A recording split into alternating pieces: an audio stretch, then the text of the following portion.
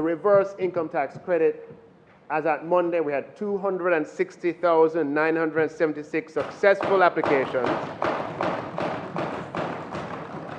And this week, Mr. Speaker, we're expecting 77,000 Jamaicans to be in receipt of an SMS or an email indicating that their reverse income tax credit will be at their financial institution or remittance agency.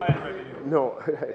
Mr. Speaker, it's important that everyone doesn't rush to their remittance entity. You have to wait. Only persons who receive the SMS or the email, and there'll be 77,000 of those this week. The remaining amounts of the reverse income tax credit will be paid in November and December. If you go to a remittance company to collect, you have to have a valid government ID, a passport, driver's license, or a voter ID. If you're a person